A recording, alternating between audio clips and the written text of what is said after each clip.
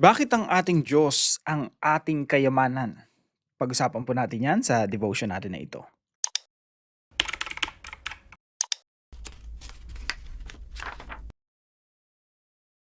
Magandang araw po sa bawat isa sa inyo. Welcome back to our 365 Daily Devotions Bible Characters Edition.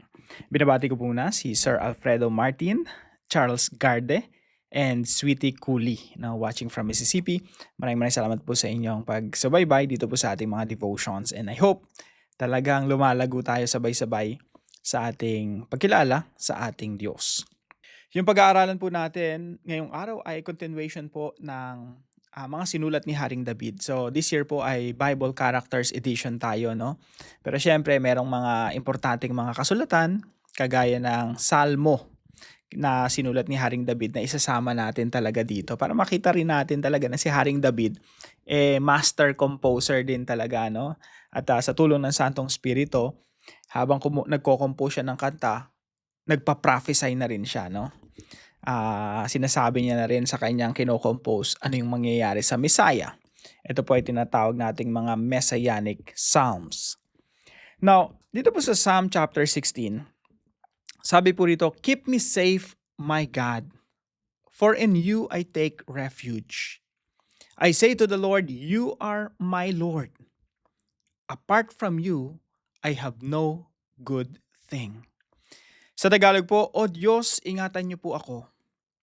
Dahil sa inyo, ako nanganganlong.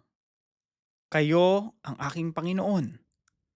Lahat ng kabutihang nakamtan ko ay mula sa inyo." Ito po ay sulat ni Haring David. No? Maganda basahin niyo po itong Psalm chapter 16. At explain po natin sa dive deeper natin paano ito naging Messianic Psalm. Paano ito naging patungkol sa Panginoong Hesukristo.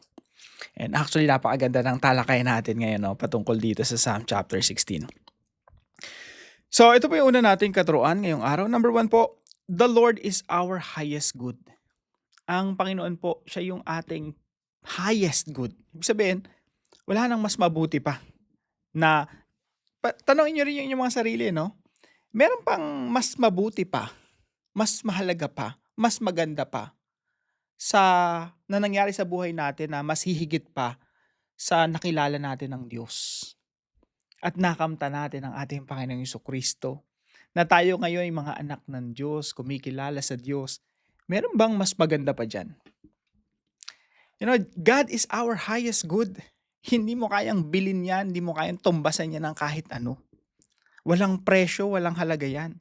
Kaya mga kapatid, kung meron man kayo ipapamana sa inyong mga anak, sa inyong mga kapamilya, mga kamag-anak, hindi yaman, hindi heritage, hindi yung hindi yung mga magagarang sasakyan o bahay o ari-arian, property. Maganda 'yon, no? Pero lahat ng 'yon, hindi maihahambing 'yon, hindi maikukumpara 'yon sa ating Diyos mismo. He is our highest good. Bagamat marami tayong nakakamta na mabubuting bagay galing sa Diyos, pero He Himself is our highest good. Kaya mga kapatid, the fact that you know who God is, the fact that you are in Christ Jesus, you are blessed. Pinagpala ka. Huwag mo nang isipin yung mga bagay na wala ka. Natural, pag iniisip mo yung mga bagay na wala ka, hindi mo mafe-feel na blessed ka. But if you inculcate in your mind, talagang ihukay, i-engrave, ibaon sa ating mga isipan, teka, na kay Kristo pala ako Doon mo lang maunawaan, I'm blessed. No, I am rich. I am wealthy because of the Lord Jesus Christ. So the Lord is our highest good. Wala nang hihigit pa ron. No? Kahit maghirap tayo dito sa mundo, it doesn't matter. What matters is we have God. We have Jesus in our lives. So sabi ni Haring David, I say to the Lord, you are my Lord. Apart from you, I have no good thing. Mas gusto ko sa translation na to, no? Say, apart from you, I have no good thing.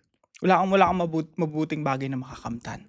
And in fact, kung wala ang Diyos sa atin, kahit na may mga seemingly mabubuting bagay tayo nakakamtan, wala pa rin yung kabuluhan kung wala yung Diyos sa atin. Pangalawa po, The Lord alone is our portion and our cup. Sabi po ni Haring David sa verse 5, Lord, you alone are my portion and my cup. You make my lot secure. Sa Tagalog po, Panginoon, kayo ang lahat sa aking buhay. Ito po kasing translation na ito ay medyo loose yung translation, no? Pero mas mabilis maintindihan.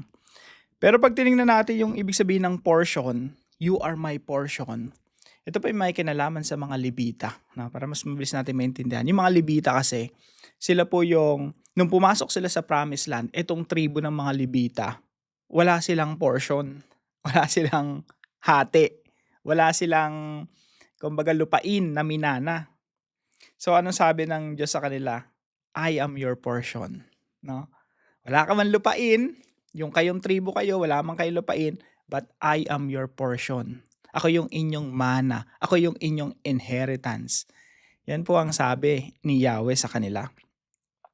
Now, si David po, siya po ay lahi ni Judah, no? Yan po yung tribo niya.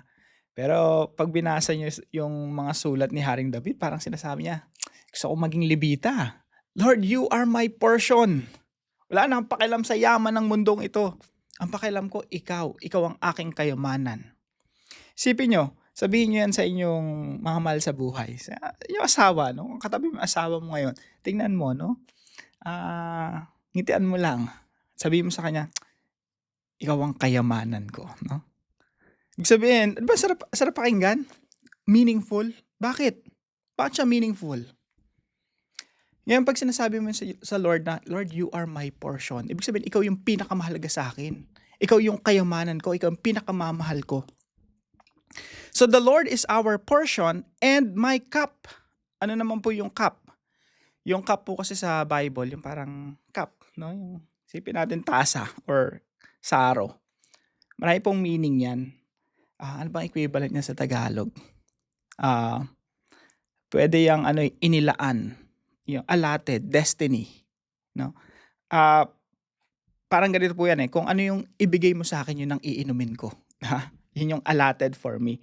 Kung ano yung destiny ko, kung ano yung kinabukasan ko, ano yung tinakda sa akin, yun yung iinumin ko. Something like that. Remember Jesus Christ? Sabi ni Jesus Christ, Father, kung pwede lang itong saro ng paghihirap na to, no? Itong saro na nakalaan sa akin. Pwede lang. Hindi na ako magdusa, no?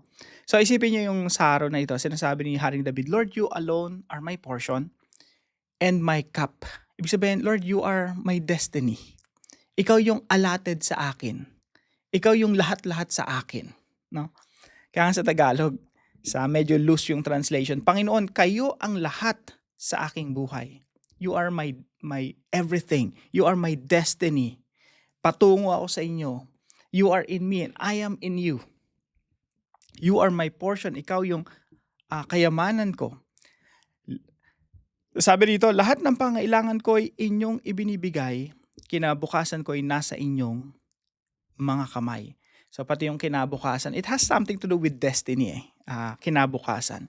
So sinasabi ni Haring David, you are my destiny.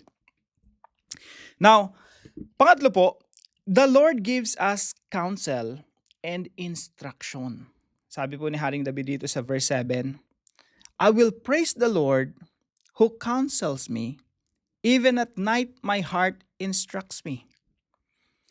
Sa Tagalog po, pupurihin ko kayo, Panginoon, na sa akin ay nagpapayo.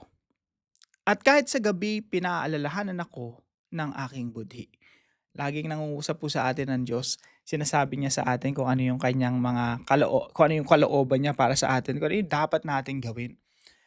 Kahit sa gabi, no, sa panahon ng katahimikan, nakapikit na, tulog na yung iyong mga anak, yung kapatid mo, kung nasan ka man ngayon, tulog na yung asawa mo. Tapos nakapikit ka, mangungusap ang Panginoon sa atin all the time. No? At sinasabi sa atin kung ano yung kalooban niya, ano yung pinapagawa niya sa atin, ano yung dapat natin gawin, ano yung mga dapat hindi natin gawin. At ang Diyos yung nagbibigay sa atin ng wise counsel. Kaya nga po, pag Kristiyano ka, wise ka eh. Susundin mo lang yung tinig na nangusap sa iyong isipan, sa iyong puso. You will be wise because you have the Holy Spirit. You have the presence of God in you. Now, bilang application po sa pinag-aaralan natin, una po, delight yourself in the Lord. Ibig sabihin ng delight, find satisfaction in Him. Siya pala yung kayamanan, parang sa, rin yan, relationship eh. Pag sinabi mo sa isang tao, ikaw yung kayamanan ko. Ibig sabihin, ikaw yung nagpapasaya sa akin. Ibig sabihin, ikaw yung mahalaga sa akin. Kung totoo yung sinasabi mo na siya yung kayamanan mo, you will delight in that person. Yung satisfied ka sa kanya. Yung hindi ka na maghahanap pa ng iba. Ayan. Hindi ka na titingin pa sa iba. Kasi nga, satisfied ka sa kanya. Ganun din sa Panginoon, no? Satisfied ka sa Panginoon, hindi ka na titingin pa sa ibang Diyos-Diyosan. Kaya maganda basahin nyo ito ng buo, no? Makikita nyo yung nasa puso ni David. Bigyan ko kayo ng example. Sabi niya rito, sa verse 4, those who run after other gods will suffer more and more. I will not pour out libations of blood to such gods or take up their names on my lips. Sabi ni David, hindi ako sasapa sa mga Diyos-Diyosan. Hindi ako mag-o-offer ng libations of blood sa kanila. At magiging miserable lang yung buhay ko sa kanila. Those who run after other gods will suffer more and more. Yung sabi na Haring David. Kaya ikaw, pag tumingin ka sa iba, magdudusa ka lang. No? Lahat tayo, lalo na mga asawa, na pag tumingin ka sa iba, nako, suffering yan, suffering. So, delight yourself in the Lord. You find satisfaction in God. Sa Kanya lang. And God is a jealous God. The Lord is the jealous God. And number 2, understand that you are blessed. Kailangan nating maunawaan na tayo ay pinagpala ng Diyos at dapat masatisfy tayo sa presensya ng Diyos. We are blessed in Christ Jesus. And we have to understand that. Huwag nating sukatin ang blessings ng Diyos sa kayamanan sa lupa. Huwag nating sukatin ang blessing ng Diyos sa comfort na nararanasan natin o sa mga lugar na napupuntahan natin or sa happiness natin, no? Material happiness. Ang blessings ng Diyos, eternal yan. Eternal pleasure. Kaya pag tinapos niyo itong salmo na to, sa bandang huli, sabi rito, you will fill me with joy in your presence. Ang kaligayahan nasa presensya ng Diyos. Ang kabuuan ng kaligayahan. Yung kalubusan ng kaligayahan. Yung kapunuan, sabi dito, sa buhay na puno ng kasiyahan at sa piling nyo'y aking matatagpuan ang ligayang walang hanggan with eternal pleasures at your right hand.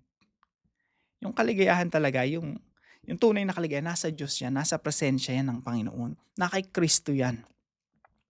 And we have to understand that we are blessed in Christ. Pangatlo po, keep your eyes always on the Lord. Sabi po rito sa verse 8, I keep my eyes always on the Lord. With Him at my right hand, I will not be shaken. Di ako mayayanig. Di ako masishaken. Because I'm gonna focus on God. I'll keep my eyes on the Lord. So, dito po sa pinag-aaralan natin ito, talagang itong salmo na ito, maraming ka na matututunan dito. No? At maikli yung 15 minutes. Punta po tayo sa discussion, no? Why are you blessed in the Lord Jesus Christ? Bakit ka blessed? Bakit ka pinagpala sa pamagitan ng ating Panginoon Jesucristo? At para po sa ating dive deeper, sagutin po natin yung katanungan na why is Psalm 16 about the resurrection of Jesus? Medyo mahabang talakayan to, very theological at mababago yung paradigm, yung mindset natin when it comes to the resurrection of Jesus Christ. Talagang may enrich tayo ng Psalm chapter 16. So, abangan niyo po yan, yung dive deeper natin yan. Pag-usapan natin ng malaliman, no? Tayo po yung manalangin. Lord God, my highest good and portion. I delight myself in you today. Teach my heart to find joy, not in fleeting things, but in your presence alone. Remind me that in Christ I am truly blessed, chosen, forgiven, and secure in your love. Guard my mind from doubt and ingratitude, and anchor my identity in your promises. Help me keep my eyes always on you, not on fear, success, or the opinions of others. Lead me by your counsel. Guide my steps in your righteousness, and satisfy my soul with yourself, now and forevermore. In Jesus' name, Amen and Amen. Kung kayo po ay may natutunan sa devotion natin na ito, ipalam nyo lang po sa comment section right below this video. And na-appreciate ko po ang inyong mga comments, mga kind words. Very encouraging po. Salamat po sa bawat isa sa inyo. At sa mga sumusuporta dito sa ating channel, maraming salamat po sa inyo. Ang Lord po ang magpala sa inyo.